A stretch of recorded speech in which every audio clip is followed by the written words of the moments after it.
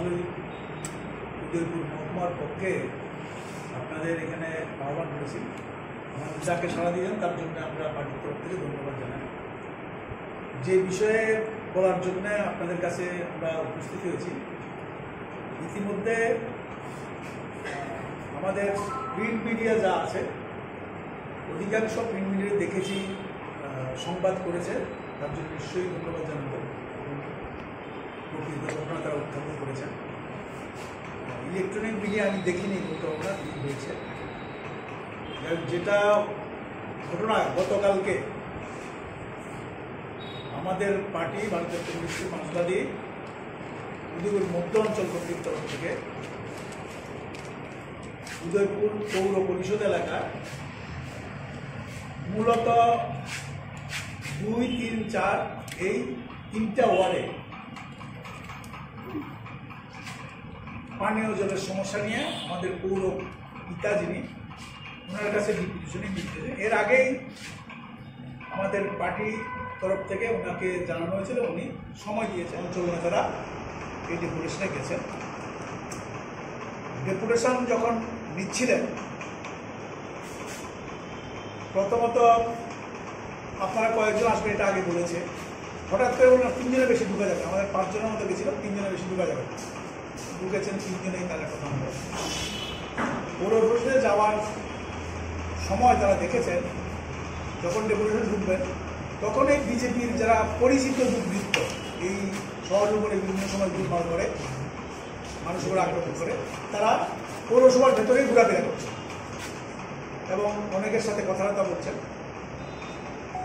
তারপরেও আমাদের কমরেডদের এরকম কোনো ধারণা নেই যে এবার লোকসভা নির্বাচন হলো, তাতে ভোটের দিন কিছু অপ্রীতিকর ঘটনা, লোকদের বাধা ইত্যাদি দেওয়া ছাড়া বলা যায় 1-2টো ইনসিডেন্ট ছাড়া খুব বেশি ঘটনা ঘটেনি। পুলিশের তৎপরতা ছিল, নির্বাচন কমিশন তৎপরতা বেশি, তারা খোলা ছিল, এখানে ঢুকেছে। এখানে 6-7 জন ছিল, তাদের প্রচণ্ড মারধর করেছে এবং তাদের যে আসবাবপত্র ছিল এগুলো ভেঙে দিয়েছে। ইতিমধ্যে পুলিশ এসছে, পুলিশ সরিয়ে দিয়েছে, কিন্তু পুলিশের সামনেই এই পৌরসভার সমন্বয় অফিসের যে ঘটনা প্রায় তাদের সামনেই ঘটেছে। তো কাউকে অ্যারেস্ট বা কাউকে ডিটেন করেনি, পরে চলে গেছে। পরে তো শুনেছেন সিআরপি দিয়েছে, আমাদের লোক বাড়ি করে গেছে।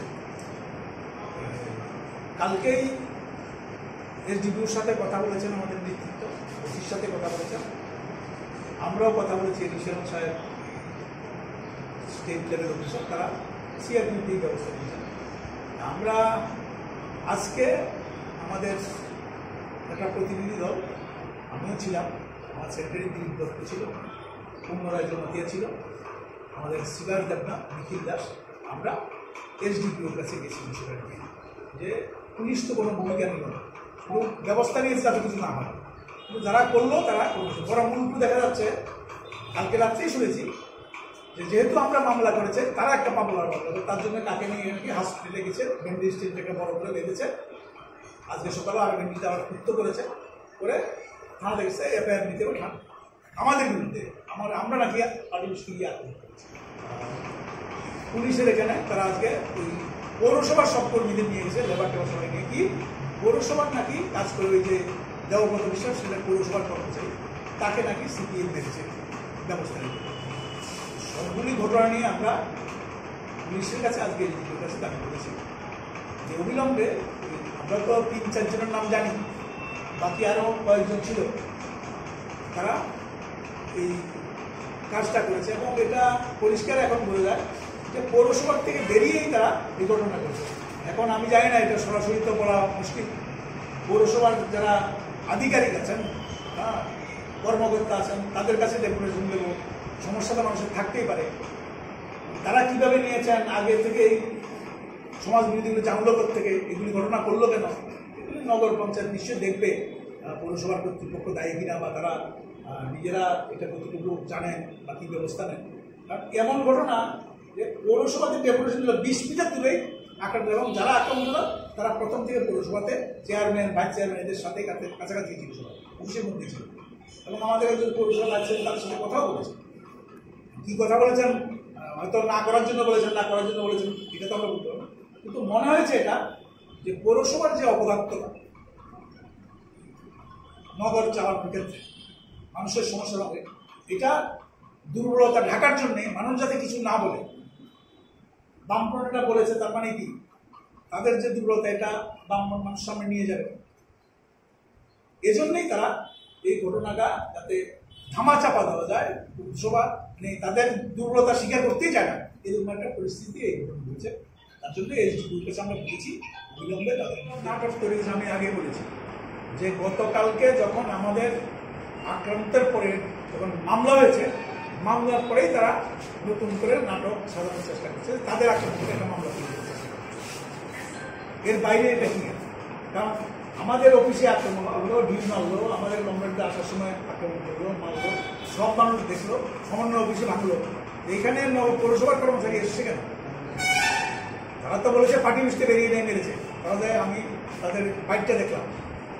এখানে তাদের গুন্ডাদের সাথে সে শিখ করেছে নগর পঞ্চায়েতের কর্মচারী দিয়ে থাকে। আর আমাদের উপস্থিত বাড়ানো বলতে আমাদের বন্ধ করে দিয়েছে, তারপরে পৌরসভা আমাদের উপস্থিত বেরিয়ে মারা। আপনাদের বিশ্বাস হয় কিনা আপনারা দেখবেন, যে ঘটনা ঘটেছে তাও 6:30 বলে, 6:30 আমাদের এখানে কেউ ছিল না। আমাদের ডেপুটেশন শেষ হয়েছে 6:30 পরে, ওখান থেকে তখন আক্রমণ করেছে তারা। সেখন সে ছিল, যে নাম বলেছে সে ছিল তো ঘটনার সময় আক্রমণ করার ক্ষেত্রে। তার জন্য এখন তারা যাতে আমাদের মামলার তারা যা তাদের বিরুদ্ধে যেটা হয়েছে এটা যাতে না হয়, তার জন্য এটা করছে। নাটক ছাড়া আর কি। পুলিশ কি আশ্বাস দিয়েছে এবার আপনাদেরকে? এসডিপি বলেছিল